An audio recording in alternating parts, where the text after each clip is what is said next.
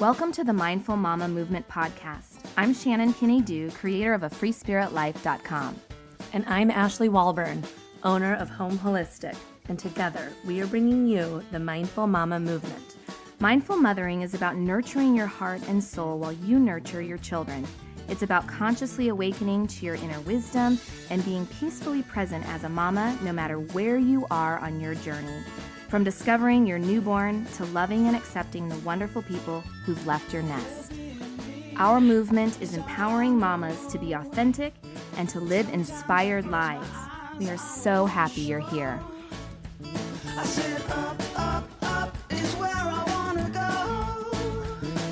To be free, to feel free, to be me.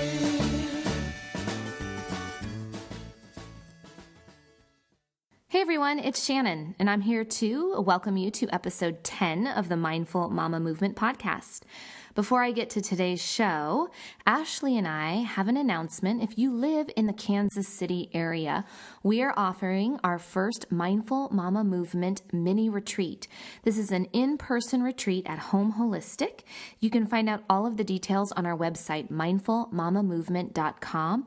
Click retreat for all the details. We are so excited to be bringing you this in-person retreat. This is for mom-to-bees. This is for moms raising kids. This is for moms with adult children or grandmothers. It's for any woman in all stages of motherhood who are looking to restore, who are looking to enjoy journaling, self-care practices, gentle yoga, guided meditation, breath work, and deep relaxation that will help you prepare for the mindful holidays that you want and to help you renew for the new year. So check out the mindfulmamamovement.com, click retreat, and save your spot early because space is limited. Okay, on to the show. In today's episode, you are going to meet Erin Heger. Erin is a mom to a 9-month-old baby, and she is sharing her story with us about going through postpartum depression. She is on the other side now. She's learned how to manage it. But she shares the scary moments that she had and how she learned how to ask for help, how she learned how to take good care of herself, and how she learned to lean on those that were around her in her darkest moments. Even if you've never experienced postpartum depression before, I really encourage you to listen to this show because she really inspires you on how you can be helpful.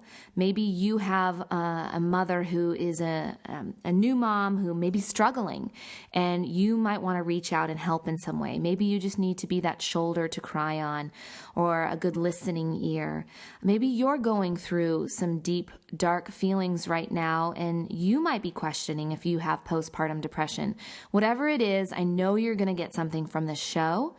And check out our show notes. We are sharing some resources and some links that might be helpful for you. And also join our Mindful Mama Movement group on Facebook. If you go to Facebook and just type in the groups, Mindful Mama Movement. Join our group there where you can share in the discussion. We're encouraging each other. And Erin, who is a member of our community, will be there to answer questions this week. So thank you for being here and enjoy the show. Hi, Erin. Welcome to the show. We're so happy to have you here. Thank you. I'm excited to be here. Well, we've got Ashley here, and I know that you two have a relationship. You want to tell us just how you know each other? Yeah, do you want to start? Sure. Yeah. So let's see. I met Ashley, I guess it was last summer, and I was looking for prenatal yoga, and my friend Jenna, who's also a friend of Ashley's, mentioned that she was going to Home Holistic, and so I signed up and started going to yoga with Ashley, and then later on hired Ashley and her partner Jessica as my doula team. Okay, great. Well, before we get into your story about being a mom, can you tell us just a little bit about who were you and what you did before you became a mom? Yeah. So I went to school to study journalism and political science. And so I was a reporter for a couple of years after school, and then kind of felt a pull to go more of an advocacy and activism route. So before having Camden, I was actually working as a grassroots organizer on the public policy side for Planned Parenthood here in the Kansas City area. yeah, so that's what I was doing professionally. And yeah, my husband and I have lived in the area about 5 years now. And I actually met him in high school, so we've known each other for a while. So, but yeah, that's a little bit about me before my little nugget. So tell us about your little nugget. Tell us a little bit about just your journey into becoming a mom, how pregnancy was for you, and what stage of motherhood you're in. Yeah, so Camden, my little nugget, was born in January, so he's about 9 months old. I love that name, by the way. Do you? Super cute. Thank you. So cute. Yeah. Yeah, I love it. I like names that are a little bit different, but not like too out there. So, and my husband like shot down all of the other like more unique names that I had. So signing on Camden was kind of easy. So yeah, so he's 9 months old, and so my pregnancy was really great. I loved being pregnant. I had, if this isn't too much information for everybody, I did not have much trouble getting pregnant. I did have a miscarriage before Camden, so I did go through that experience, but then I got pregnant again right away, and really felt good for most of my pregnancy. I didn't have a lot of discomfort or too many issues. I had no health concerns, and so it was a really good pregnancy. So.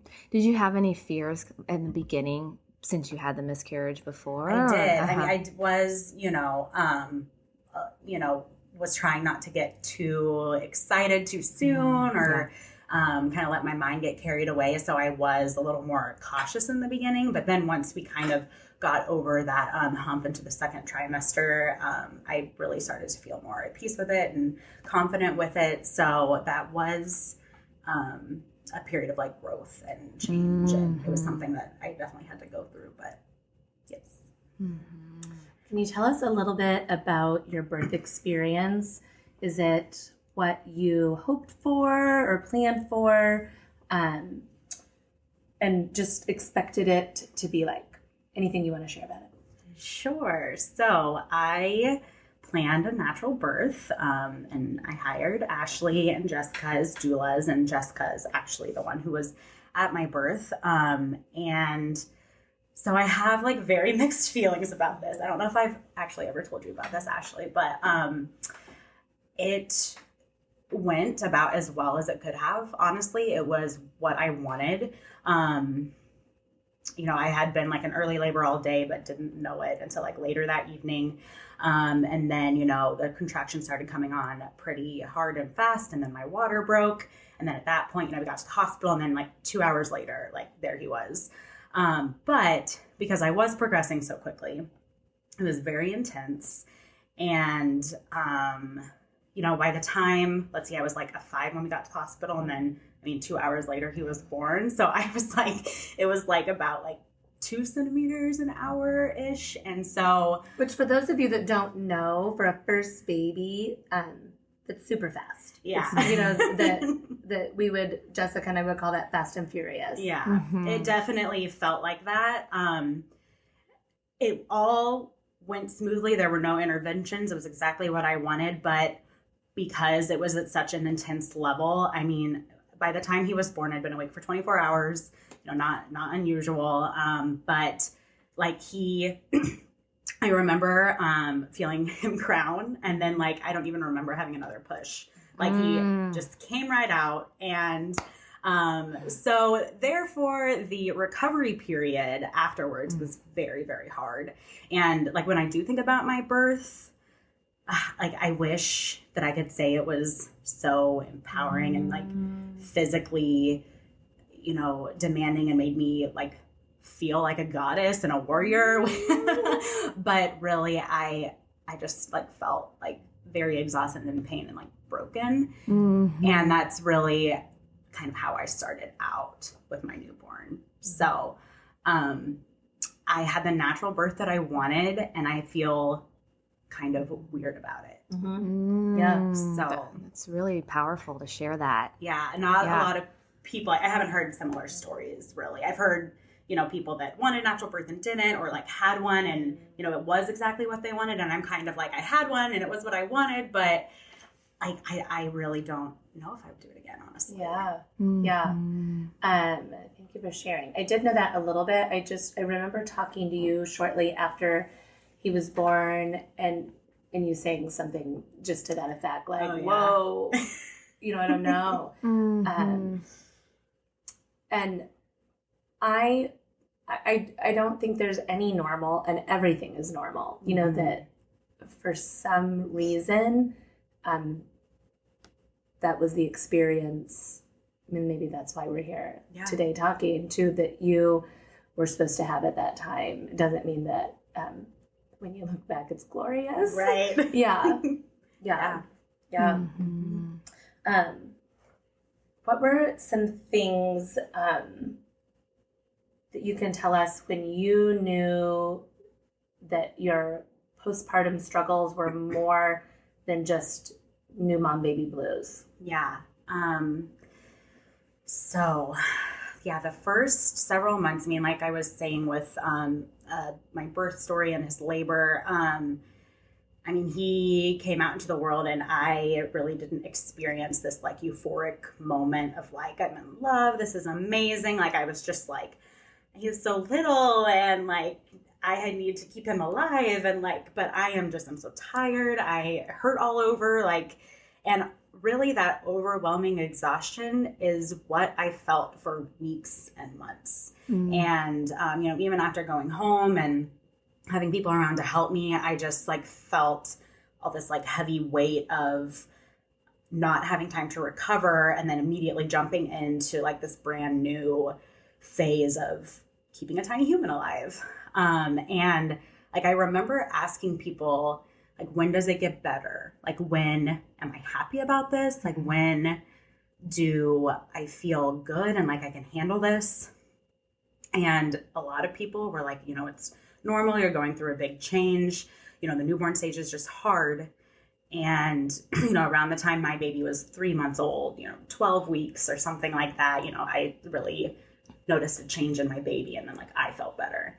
And so it was like, I was keeping this like 12-week mark in my head. Like, okay, like as soon as he's 12 weeks, like he's going to be easier or something. And I'm going to like feel better. And he turned 12 weeks, that came and went. Things really actually got harder around the time he was 3 months. He, has never been a super, super fantastic sleeper, but he was sleeping decently. And then, around that 3 to 4 month period of like development was really difficult for him. And I just remember one day he was like right around 4 months. And it's like very clear in my mind. Yeah. So he'd had trouble sleeping. He was a colicky newborn, so he was very fussy, and we bounced him a lot to calm him down. And I just remember bouncing him in his room and just staring at the wall. And like, I was like, I just can't do this anymore. And I like, something's not right. Like, it's not getting better. Everyone told me it would get better, and it's not better. And that's the time when, that was the day I think I wrote about in my piece where I called my mom. I'm like, what's going on? What's wrong with my baby? And that's when she was like, well, I don't know, maybe take him to the doctor. And I scheduled the appointment for the next day. And, I didn't really realize, obviously, at the time that like it was me that like was the one who really needed help and needed medical attention. I just knew in that moment that something had to change. And I didn't know what it was, but I thought like taking him to the doctor might be the first step. So I'm not sure I ever like thought like, oh, now I'm going through the baby blues. And like, now, maybe this is more than baby blues. It was just like, I thought this feeling of overwhelming exhaustion is what it meant to be a mom and what life was with a newborn. And I like joked with my sister-in-law when she and my mother-in-law were like visiting in March. And I was like, they're lying. Everyone else is lying. It's not great. Don't do it. It's not fun. And like, I thought like being overwhelmed and exhausted is what it meant to have a newborn. And he was around the time he was 4 months when I was just like, something's not right. Was it a sense of like desperation at that point? Yeah, very desperate. I was just like convinced like there's something wrong with him. Like he must have some medical condition. Maybe he has an ear infection. He has an illness that is the reason why he's so unhappy, why I can't get him to sleep or calm down. And so when I went to the doctor that next day, I was like, he's just very fussy. I didn't know what to do. I thought I should get him checked out. And at that visit, the doctor looks him over head to toe, and, she's like, he's fine. He's perfectly healthy. Like, I've checked everything. And he was probably sleeping then too, peacefully. He was like cooing and smiling at her. I was like, what is going on? I know. I was like, really? Like, he's like so pleasant. And she's kind of like, what are you even doing here? Like, he's fine. And like, I think I said this in my piece that at that moment, like, I'm a mom and my doctor's telling me that my baby's fine. Like, I should feel relieved. Like, oh, thank goodness he's not sick. And I just felt like, what? Like, no, I need you to tell me that there's something going on that I can fix that's going to make things better and different.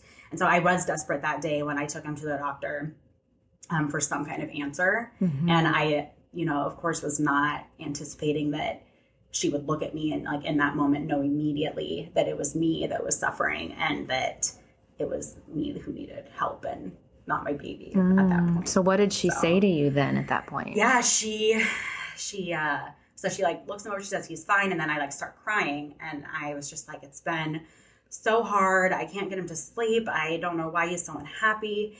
And she just looked at me, and like she didn't even ask any other questions. She just goes, have you talked to your OB? And I was like, what? Like, about what? I was like, no. And she was like, have you talked to your OB about your depression? She didn't, even like ask other questions or screen me. She just like saw me there, like at one of my lowest points and just like hanging on by a thread and just crying. And, I didn't really say anything. I was kind of stunned. Like, well, depression, like, that's not me. I don't have that. Like, I just have a difficult baby. Like, and, no one else in my life had really mentioned it. I talked to my mom almost every day. And, I assume, and now I know for sure that people had, were worried and wondered, but never, said the word. And then she just like walked out of the room. She came back a few minutes later and just hands me this sticky note. And she was like, I called their office. They got you in. They rearranged their schedule for you. Like, you need to go right now. Like, your appointment's in half an hour. And I like wanted to tell her, like, I don't have time. Like, today's not a good day. Like, and she was like, no, you're going right now. So, my kiddo hadn't napped, and I was just like, so, I don't know, I was shocked and stunned and freaking out. And I called a friend who just like, she dropped everything and just like came to my house. And it was like one of the many selfless acts at that point that people who love me did for me when I really needed support. And she just like shows up at my doorstep and said she'd watch him. And I called my husband and I told him, the doctor thinks I have depression. Like, I'm going to the OB and I'm like crying. And, he was like, okay, I'll meet you there. And, I was like, you don't need to do that. Like, he had already missed, a lot of work since Camden was born. And he'd even stayed home a couple days before then because I like was having bad days and needed him at home. And, I was just like, you don't need to do that. Like, I don't want to interrupt your day. And he was like, I'm coming. And so then we met at the doctor, and I actually didn't get in with my OB that day, which I think was good because I'm not sure he really would have been what I needed at that time. So it was one of the nurse practitioners in the office who has 5 kids of her own, and she went through depression after her first, and it was just like this like connection of like you saw trust the right and openness, person. and just like came pouring out. And it was a process. She like went through it with me that day, and she's like, yes, I think this is what you're going through. Here are some options for you to think about. She gave me all kinds of suggestions.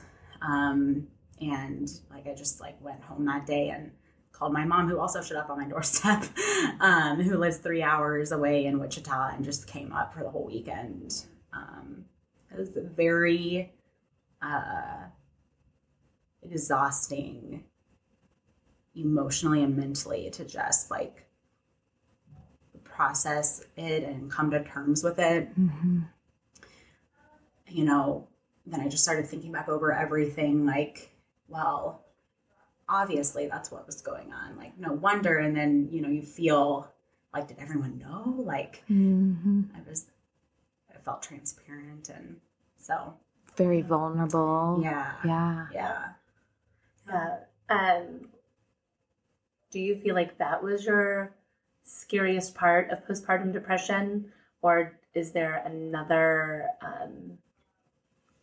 incident or just day that really stands out for you? So that was, you know, a turning point, a big point of emotional labor for me to do the hard work of recognizing this and figuring out how to address it. But it actually got a little worse after that before it got better.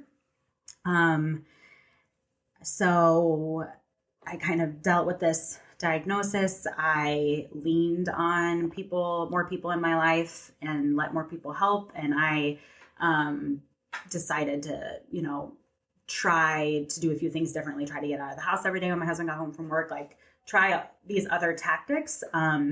Because one of the suggestions that the nurse practitioner had for me that first day was medication. And I just felt a huge resistance to that at first. And I was like, okay, I want to try everything else that I can before I do that. And I did. And for a few weeks after that initial conversation, things were okay. You know, I was trying to get out of the house more. When people offered to watch my baby, I like actually said yes. And I was trying to take care of myself, trying to exercise, trying to, you know, talk about when I was overwhelmed. And it was like keeping me afloat. Like I wasn't in a horrible, horrible place, but I wasn't in a good place. And there was one particular week where like the weather was bad, so I couldn't get out for my walks with him. And I had plans with friends who had to cancel at the last minute. And then I was like faced with like 3 or 4 days where it's just going to be me and my baby. And I kind of freaked out.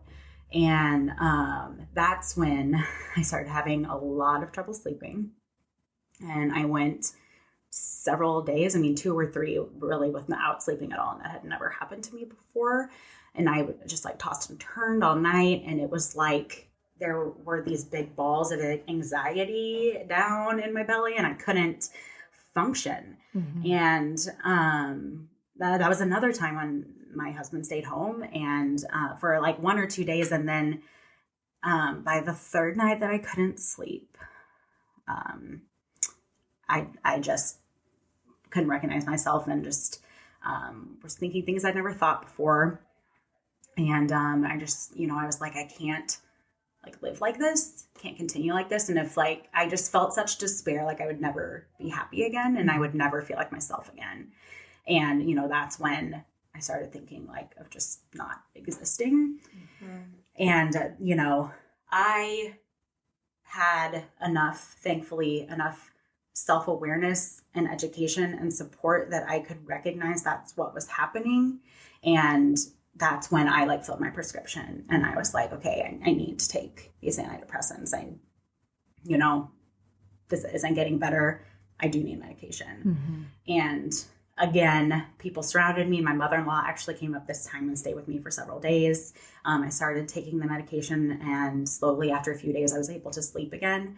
Also a huge thing that happened in that time is we ended up sleep training Camden, which I would love to talk about in detail at some point because it saved our lives.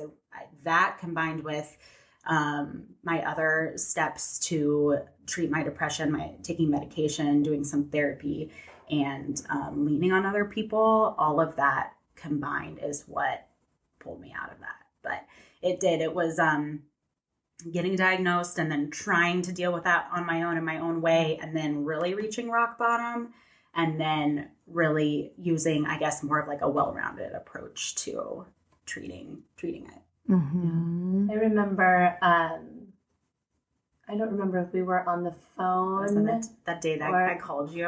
Yeah. That was another time. It was a pretty intense, I felt like that a lot. that Erin and I were on the phone, and I was driving with my kids to Lawrence. And it was probably like 4:00 in the afternoon. And I just remember that because Erin's husband wasn't home from work, but would be soon. That is what I remember knowing.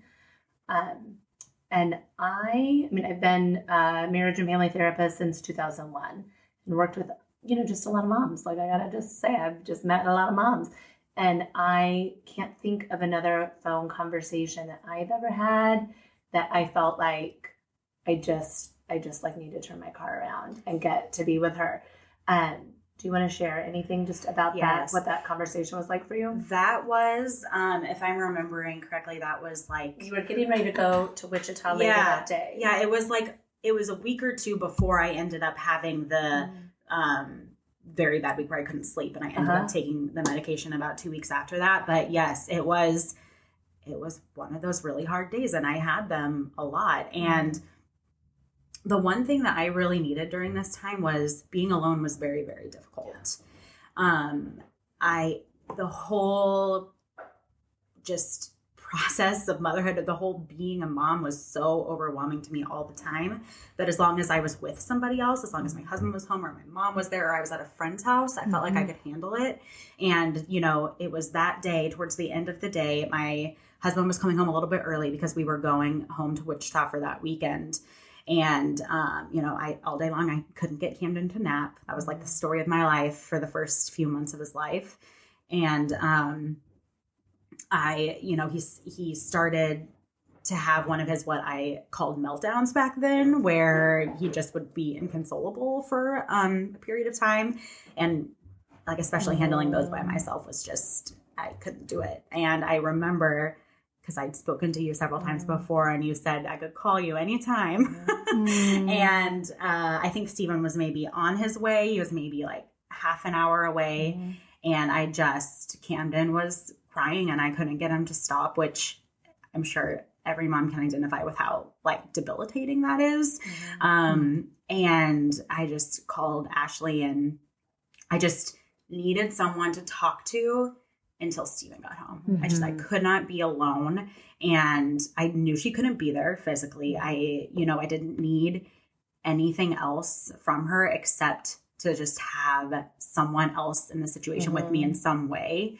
And I was like sitting on the floor and like crisscross applesauce, and Camden's like on the floor, and he's so upset, and I'm just like on hold with Ashley. I'm like, I don't know what to do. I don't know what he wants, and I can't do this, and Stephen's not home. And calmly, Ashley in her very like calm way was really able to be like it's gonna make me cry, a presence for me that day. That was probably a moment that I didn't recognize that was the universe telling me like, this is serious, and like you do need a little bit more help than what you're giving yourself. But I was like, as long as I'm not alone, like as long as I have plans, I'm okay. And then I let it go a couple more weeks until it really, really got very bad.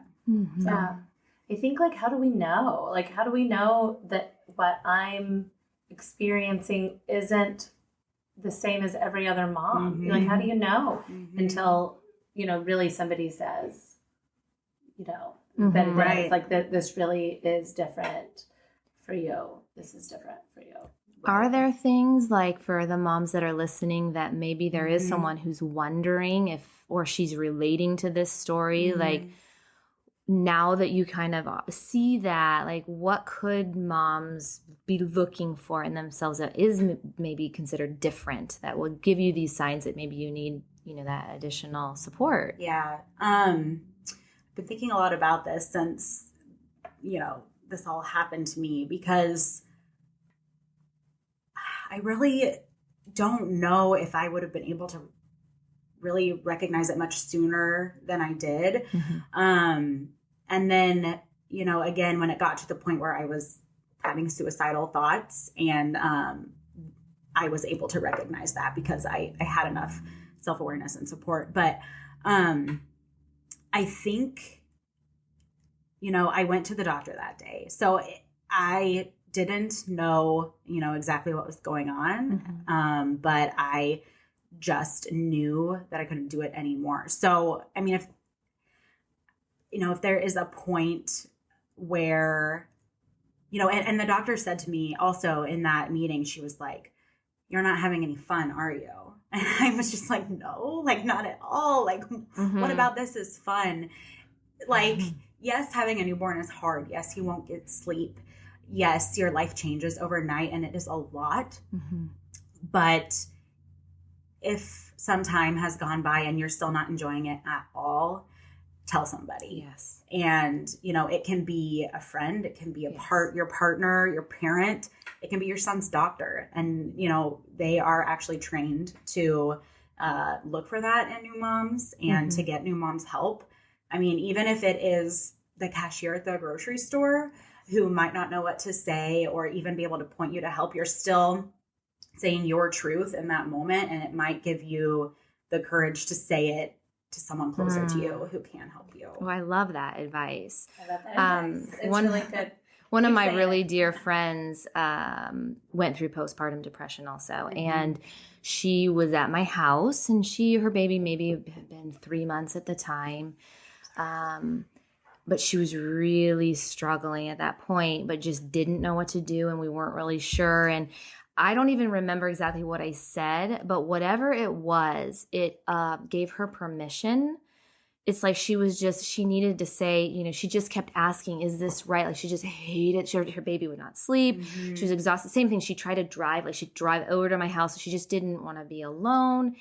And I just remember, with my encouragement, just to call your doctor and just see maybe there, because I think there's like this stigma or this like judgment and these defenses we have, like, oh, well, that's not me, or and I could see that just giving her that permission, just call and just check and just see how she credits it to that changing everything for her. And then she did choose medication, and then it just all changed. But I mean, then for her second baby, she knew what to recognize and she knew what she needed or didn't. But I just think that's powerful for people who, maybe even in your own life, there were some signs that other people saw that maybe they didn't speak up or don't even know. Like, we don't know what to recognize, but just allowing your friends to ask for help and to be there for them. Yeah, absolutely. If it hadn't been for my son's pediatrician's insistence that I go that day, I really don't know what would have happened. Yeah, and that was a brilliant doctor, because I guarantee they're like, well, we have no space. We'll just get her. It doesn't matter. It doesn't have to be her doctor. I have no idea what she said to them that day. But she was like, no, she needs to go right now.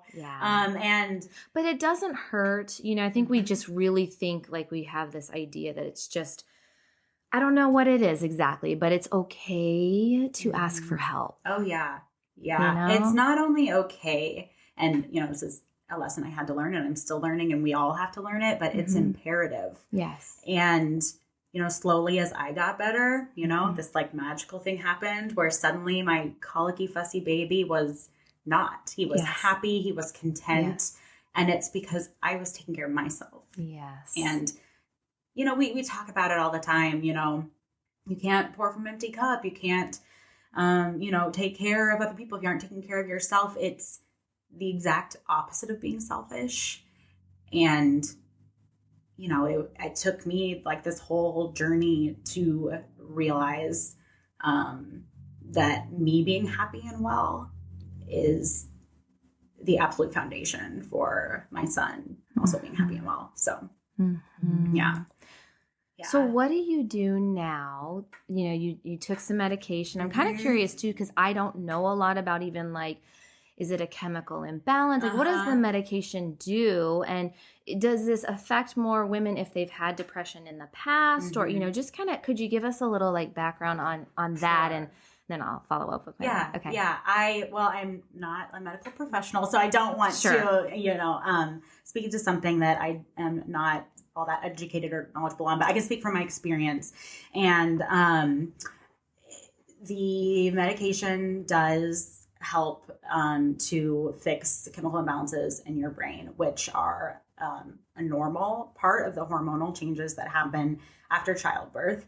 And I also know that having a family history obviously puts you more at risk, which I do have mental illness in my family. And, you know, I have to give a shout out to my mom. She said she's okay with me like talking about her and her story, but she did go through this after my brother was born, so after her second child. And so I think, you know, having that be my family history did put me a little bit more at risk. I mean, if you do have a difficult baby or, you know, a baby with high medical needs, or you're like in the NICU for a little while, like all of the environmental factors can also contribute. And then, yes, I don't know this from my personal experience, but I have heard and read that if you know, had struggled with depression before or anxiety issues before, that that can also be a risk factor for developing depression postpartum. Mm-hmm. But, you know, and again, from my experience, I don't think that, especially for me, there was one fix. If I had just taken the medication and done nothing else, I don't think I would be okay right now. If, you know, and I had tried doing all the other things, mm-hmm. and it wasn't until I had the right combination of support, of therapy, of medication, of changing the few things in my life that were big stressors. So I do think it's very important to find medical professionals you trust who are going to, you know, talk with you about what is the like full spectrum of ways that we can treat your depression, and, you know, how do we find the right treatment for you? Maybe it's medication, maybe it's not, maybe it's a combination of things. Mm-hmm. Yeah. So he's 9 months now. Yeah. How are you doing now? And what are some of those self-care kind of rituals or practices that you try to do to kind of help you feel more in balance? It's like a whole different world now. I feel like myself, but like even better. I feel very happy. It was around the time I think he turned about 6 months that I feel like was a real turning point for both him and me. And I love it now. I love being his mom. I love how freaking cute he is. And it's a joy to watch him learn and grow. And I don't think I really felt that or found that, you know, in the early days. So self-care.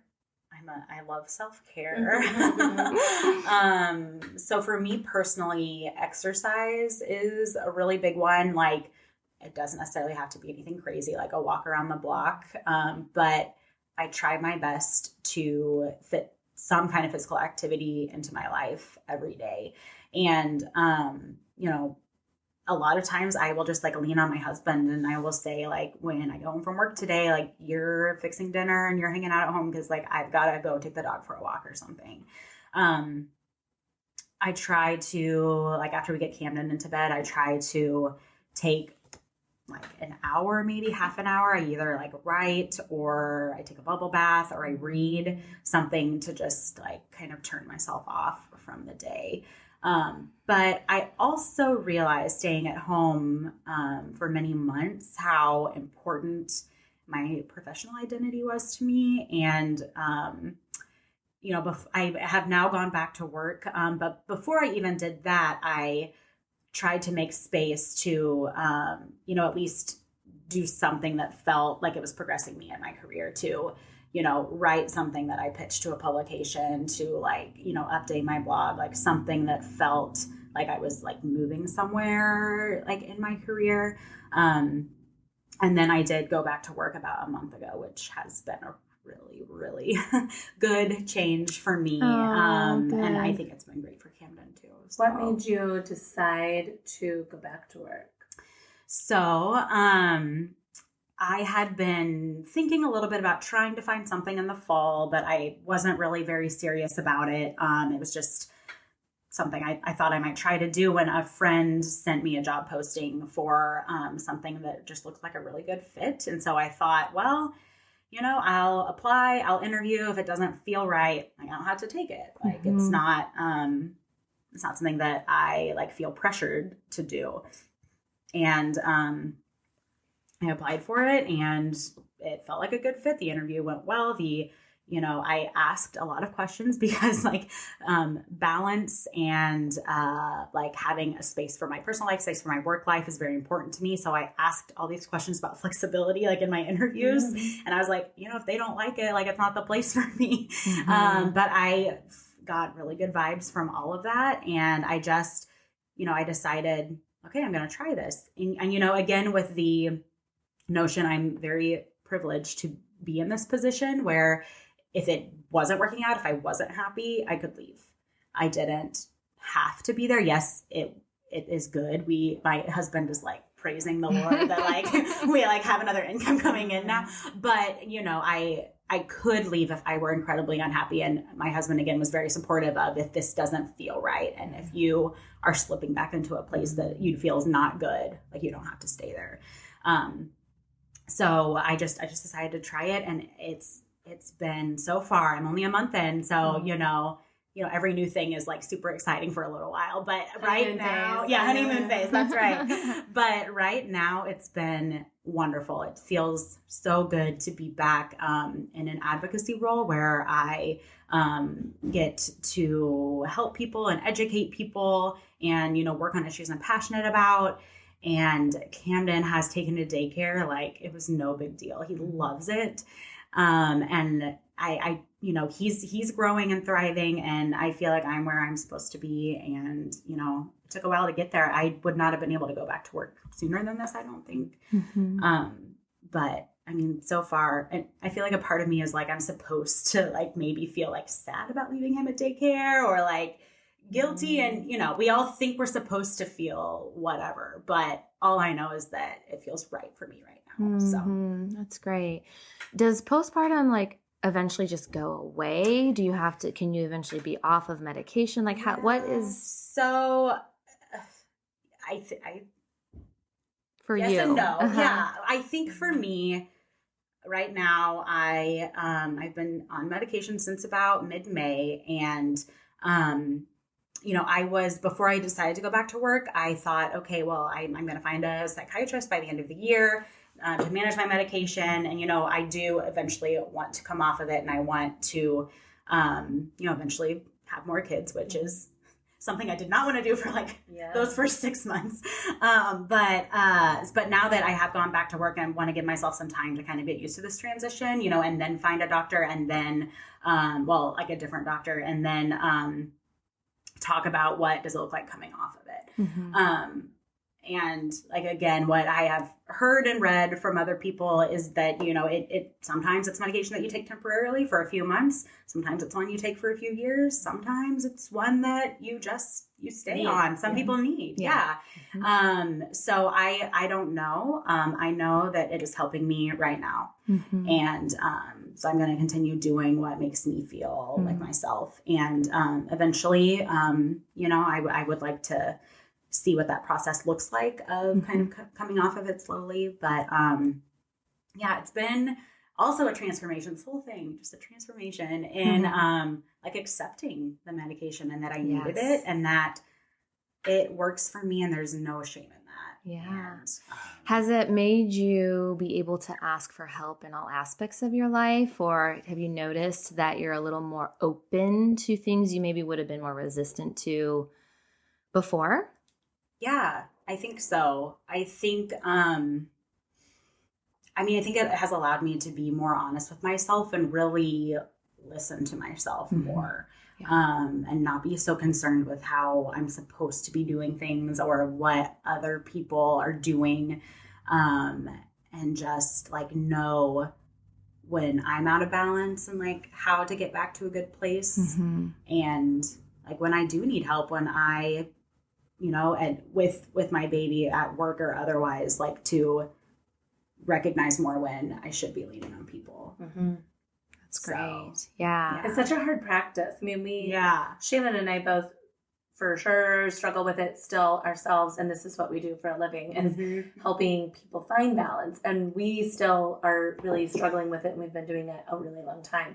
But I do think just saying the words I don't feel like myself, Yes. that that when we are aware, like, I'm not feeling like myself right now, the sooner that we say it, then, and we've got some skills in our back pocket, like, whatever it is, like, I need to schedule with my therapist. I need to take time in a bath. Like, what is it? Like, what's my self-care kind of ritual? And if those things aren't working, well, then I need to do something different or more. Right. Yeah. Right.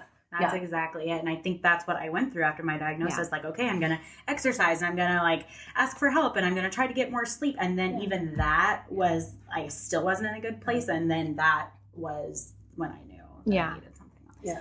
I think about too, like, you know, we use the word postpartum depression. That's kind of, you know, that is what you have experienced. But every mom has had that feeling of, well, not every mom probably, but there's those few that take good care of themselves. For the most part, we're givers, we're nurturers. We tend to put our needs last.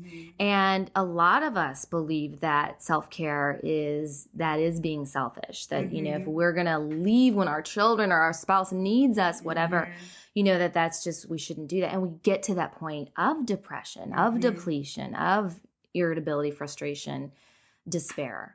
Regardless if you need medication or not. And I think about like my first 6 months, when you said that 6 month range, I remember that so well, where I had a baby that was just not, he didn't sleep till he was 2. He spit up all the time. He had a lot of intolerable, you know, things with food. And I felt like a zombie for the first 6 months. And I would go everywhere seeking, you know, the breastfeeding support group to just like, I just want someone to tell me this is as hard as I think it is and that I'm experiencing. And I felt like I would hear, well, my baby sleeps 12 hours through the night.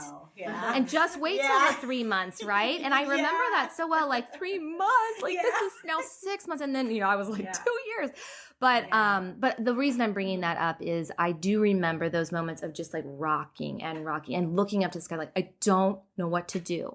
And all of us, like, that is a call to anyone here to say, you've got to find community. You've got to find a friend. You've got to speak and not do this alone and not feel isolated or stay in that place, whether you think you have postpartum depression or you're just like really one real bad day. Right. One real bad day. Exactly. And to act like, oh, I've got this all together because you think that you're the only one who doesn't. Right. You know? And so it's just, I guess, just bringing that to everyone listening to say, like, don't do this alone. Don't be a mom alone and feel like you're the only one with those feelings, because we all have had those feelings, right? Yeah. I know I've shared a lot about my second pregnancy and second son, whose birth was tricky, and for him more than me even. But he had colic, and I'm going to just tell you, I didn't even believe that it was such a thing. I was so arrogant back because my first was really easy. Honestly, thank God. I didn't think it was either until Camden. I was like, what? Like, man, it fucking happened to me. Pull yourself together. I really thought it was back then. I believed that, you know, if you're just taking really good care of yourself and you're doing yoga and meditation, then he won't have colic because your nervous system is regulated. I really thought, and I think there's a tiny bit of something to that. I think that's something to try. But then I had Ben, who taught me a thing or two about knowing nothing, you know, and I really remember it was wintertime and feeling like I'll do anything. Like, I'll cut off my arm if you want me to cut off my arm. I'll cut off my arm if you'll just stop for a minute. Like, let me just take a shower. Yeah. Let me just not nurse you for 30 minutes. Yeah. And I would say, I remember, thinking I'm really one sleepless night and one less supportive partner away from losing it. I mean, I knew I was around the corner from losing it. Yeah. And I feel grateful that we're sitting here today and that we're on the other side of it. But that I look back on that time and I was unrecognizable to myself. Yeah. Don't you think it helps to talk about your freakouts? Like to actually have those people that you feel safe to say, like, you know, I am freaking out, you know, because otherwise I think you just feel like there's something, you feel bad for it. I remember saying what I've learned just because I talk to moms is that when I share my truth, it gives other people permission to do the same. And that's why we're sitting here with Erin today also. But I remember the first time I said in a yoga class, it was, I'm assuming it was a mommy baby yoga class. I'm assuming that's what it is. I feel like there was babies in the room. But I remember saying something like, I realized I was one sleepless night and one less supportive partner away from, like leaving my baby outside in the cold. And everybody started laughing. I mean, it was super nervous laughter. Like, what? Like, Oh, me too. Oh, what? Yeah. Is she joking, or can I be honest here? Yeah, are we really sharing? Because I'm getting ready to say something. Yeah. But it was really an interesting thing for me, because I was sharing with this group of women something really raw and really personal for me, and I didn't laugh back. And then they were like, oh, that was real. And I would say there's always a mom at the park or in your yoga class that needed to hear that story, that needed to hear your truth. Well, I think it's why we started the Mindful Mama movement to begin with, is to bring like-minded women or women who are needing that permission, who are looking to be a little more authentic, a little more vulnerable, a little more raw, and they can do that in this space because we're all allowing ourselves to do that. So for you, Erin, what would you say is a mindful mama? What would you call a mindful mama? Or what does mindfulness mean to you? So I've been thinking about, what that means to me and how I want to practice that. Being present and being intentional. But I also think I want to be authentic, not just with other people and other moms and my friends, but with Camden too. And I want him to know, it's going to make me cry, that I am human, and I want him to see my honest moments, my bad moments, and my good moments. And, that we can mess up and it's okay. And, cause we feel so much pressure as parents. And I know that my parents felt this too, that like my kids can't see me mess up. And I don't think that like me having depression or anything like that is a mess up or is my fault or anything like that. But I want him to know that it happened, and I want to be able to talk to him about it. And, I'm sure some people out there would, look at what I've written and think, well, oh my gosh, how will your son feel about that? Like when he reads about how sad you were when he was born, but I want him to know what I went through and that I pulled myself out because of him and for him. And I want to have that open communication. And so for me, like being a mindful mom means just being as authentic and real as I can with everybody in my life, including my child. Babies are coming, it sounds like. Down the road. I feel so like-minded with you, just saying that having an open line of communication with my children and even like their closest friends. Like we have some dear friends that are in my car every single day. And we just talk about everything. And they all know that they can talk about anything with me because I'll talk about anything with them. And for me, it's just really safe that it would never be a negative thing to share, that I went through something hard, because he's going to go through hard stuff. Too. All of us are. Yeah. And, for me being, an adult now and, going through this myself and really seeing my mom in a new light and everything she went through. And, ever since having him, we've become so much closer. And I just, you couldn't have seen her clearly. I couldn't until I went through this. And, she has talked about it much more openly with me now than, she has before. And, I think it is important, not just that we talk openly about difficult things, but that we have some kind of understanding of where we come from and who the people in our family are and how they've made us who we are. Mm-hmm. And so I want that to be a part of Camden's life and his story, and I want him to be able to talk to me about it. Mm-hmm. Yeah. So you wrote an article, and before we wrap up, can you tell just our listeners like where they can find your article? We'll put a link to it. Yeah. Also, and just if there's anything else that you'd like to share about that experience. Sure. Yeah. So the piece I wrote specifically about my postpartum depression was published in a website called Romper, which is like a parenting website for millennials. And so, yeah, you could find it there probably just by like, I don't know, Googling my name and Romper. I don't know. We'll share the link in the show notes. Yeah. Okay. Make it easy to find you. Yeah. And then I also have a blog, which is just my name, erinheger.com. And for a real good time, you can go back and look at my monthly posts of Camden's life.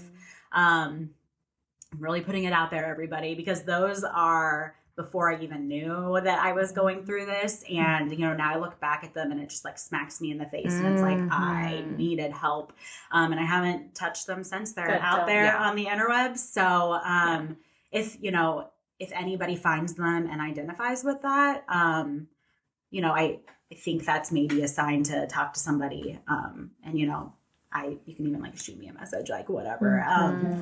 So yeah, that's, the piece I wrote about my depression specifically and my son's pediatrician being involved in that is on Romper. And then I have other writing on my personal blog.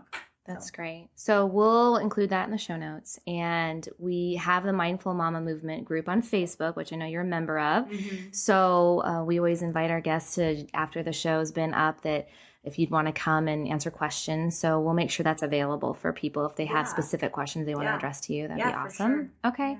And before we wrap up, this was so wonderful. I want to know, what's Camden's personality like? Oh my gosh. He's honestly like very chill. And like those first few months, I had him all wrong. Yeah. My husband's like, oh, the house is on fire.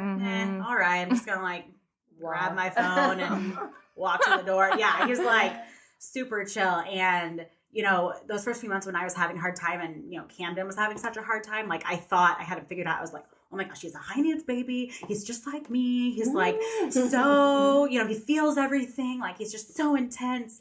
But I actually think, there were other things going on. I think my anxiety was a big part of that because Camden really kind of goes with the flow. Yeah. And I had a need for a schedule and for consistency. And he's just like, today's just a day when I'm not going to nap and I'm fine. I don't need one. And, he just like transitioned into daycare so easily. And, new people, it takes them a little bit to warm up for the most part.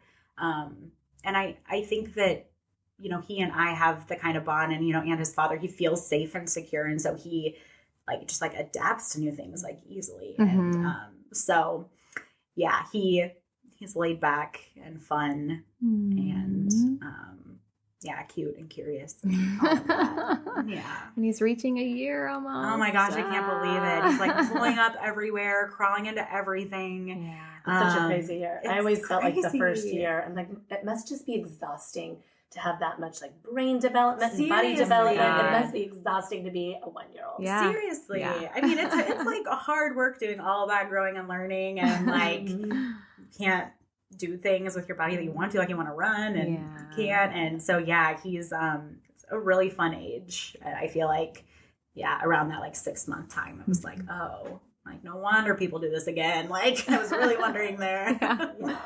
So any last like mindful mama moment, a takeaway that you would want anyone who's listening to the show to just apply to their own life? What is one thing that you think that you'd like them to take away from this? Yeah.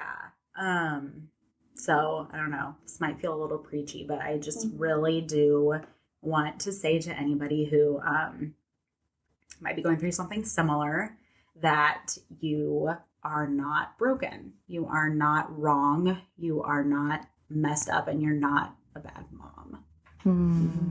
So, I just think that's really important because, I knew my mom went through this. I like thought I was prepared. I thought like, it won't happen to me. And, I talk about mental health awareness like in my life, you know, before this. And so I thought that I would be able to recognize those signs. And, you know, when I didn't, and then you feel so much shame attached to all of that, and you're not wrong. And, you know, so many moms, I think the statistic is like 1 in 7 or something, go through some kind of postpartum mood disorder. And so it doesn't make you abnormal either. But yeah, you're not broken, and your baby's not broken. And like, I think Ashley has said this like on the show and just in her life. And I think I've heard you say similar things, but like, all your baby wants is you. And you know, when I got better and I was really me, like Camden was happy. So, yeah. Awesome. Thank you for sharing. I love you so much, and I'm really just grateful for time with you, but also grateful for everybody that's listening, that they get to have this as a real resource for them also, or their friends and their family members and people that they meet later on in life. They'll be able to say, look, you've got to listen to this. It's powerful. Thank you so much for sharing. Yeah.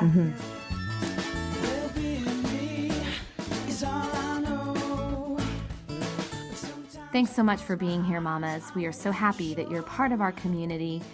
And join us next week, where Ashley and I will just be talking, just the two of us. We're going to reflect on the last 10 weeks. We're going to share what we have to come. And we have some giveaways to let you know about. So make sure to join us for that episode. And thank you for subscribing to the show. Thank you for your ratings and your reviews. If you have not done that yet, stop by iTunes, subscribe, leave a rating and a review, because you are helping us spread the movement here. You are helping us reach more and more moms, and we want to keep continuing to grow this community so that we can provide you with an amazing show each and every week. So stop by iTunes, subscribe, leave us a review and ratings. And thank you, thank you. We'll see you next week.